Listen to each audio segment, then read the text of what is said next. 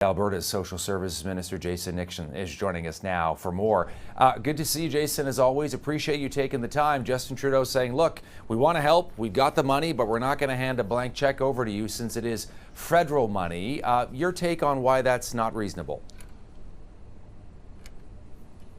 Well, two reasons. One is that we're not going to accept being, frankly, bribed with our own money from Ottawa to bring in a green building code that we know is going to make construction more expensive and slow down the build of residential construction supply in our province. At the very moment that we're actually seeing record numbers because of the work that has taken place here in Alberta in regards to red tape reduction and investments from the Alberta government and municipal governments in our province. So we're not interested in moving down that road because frankly that money would end up costing Albertans more money in the long run.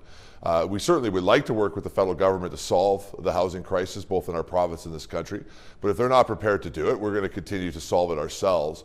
But we will not sign Albertans on to a building code that we know is just going to make their life more expensive.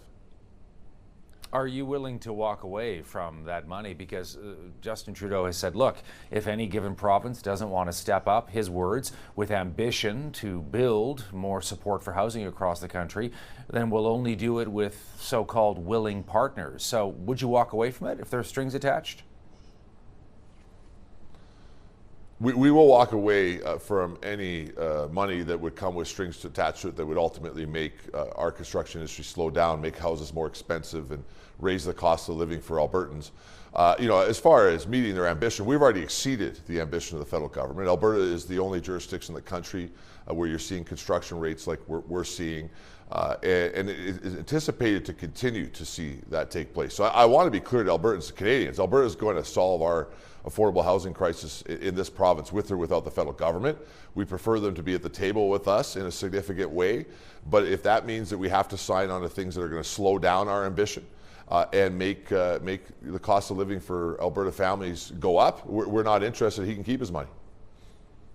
You talked about how, basically, taking your money, being sent to Ottawa and then using it to pay for housing on a federal level. So let me ask you this. When it comes to working together, there are critics who are saying, oh, this is politics that are going on. At the end of the day, the different levels of government should work together to solve the problems, affordable housing crisis that Canadians are facing. So what would you say to that?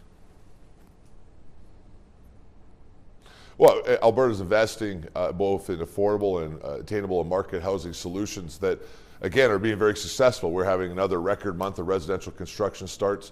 Most economists believe that Alberta will be the only place where you continue to see residential construction growing, particularly purpose-built rentals, which is really key to solving the supply problem in our province and across the country. So it's already taking place without the federal government. But we would like to accelerate that and work with the federal government and take their investment and our investment, put it together with municipality and other nonprofit investments and speed that up even more.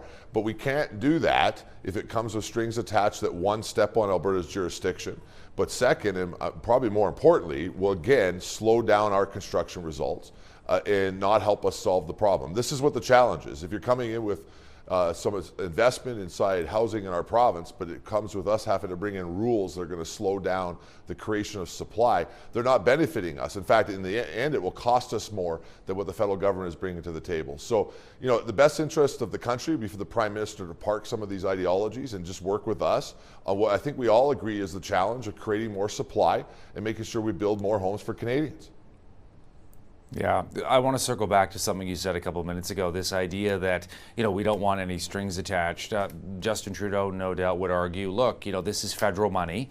We can't just sign a blank check. I mean, we should have some say over how it's spent, where it's spent as well. You would say that's unreasonable?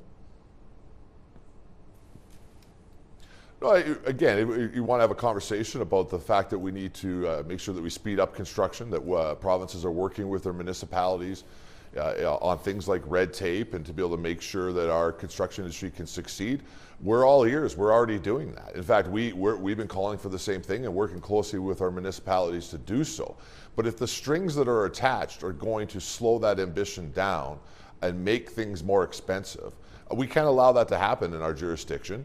Our job is right now, my job right now, is to be able to make sure to build the most houses in the history of the province. We're doing that. We're going to continue to do that. And if federal money comes with strings attached that we think is going to slow that down and make it harder, of course we're not interested.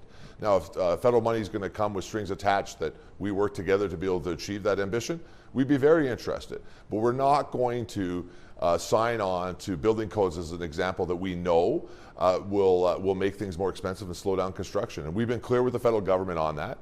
And if that means that they're not going to participate with us in solving our housing crisis, Alberta will solve it without them. And I think, though, that Mr. Trudeau and his government are going to have some real challenges, not only with Alberta, if they continue to want to step on jurisdictions of what is clearly the provincial jurisdiction, but they're really going to have a lot of trouble if they're doing that in such a way that they're going to make housing more expensive.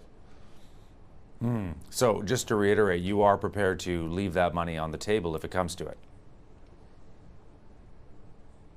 If it comes to it, absolutely. We're not going to take money that ultimately ends up costing Albertans more because we took it. And Albertans have been clear. They're not going to want us nor accept us signing on to a green ideological agenda that's going to make it harder to heat homes and harder for homes to be built. Look, if Justin Trudeau and his government are serious about wanting to increase construction quickly to help the provinces, let's just go back to the number one ask of all the provinces in this country right now. Remove the consumer carbon tax tonight, which will free up a lot of constraints on our construction supply that we need, transportation issues around construction supply, and help us build more houses affordable. That's the number one thing they can do right now. But it appears instead they want us to buy into more of those type of green policies and make houses more expensive. And we just cannot do that here in this province. Hey, zoom out for me if you can. Justin Trudeau was in Halifax on Tuesday, Toronto on Wednesday, Winnipeg on Thursday, Calgary today, Vancouver last week. What's your takeaway from these non-stop housing announcements? Well, the two things that I see with these announcements, it's interesting. Several months ago, Justin Trudeau was running around saying that the federal government was not responsible for housing, it is the provinces. All of a sudden, he's accelerated a lot of interest. I think that is because his government is probably recognizing that they're having a lot of trouble, frankly, in the polls, and they're having some political challenges as a result of the affordability crisis that we see across the country, including housing, and they're in a bit of a panic trying to respond to it. The second thing, though, is that we've seen these type of announcements to the federal government before.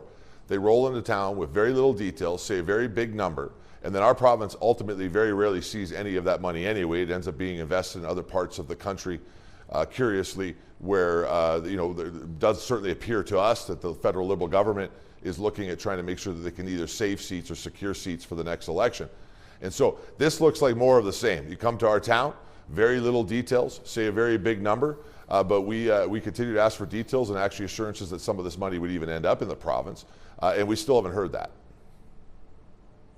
Jason Nixon is Alberta's Social Services Minister, joining us here on Power Play. Great to have you on as always. Thanks for your time today. Thanks for having me on.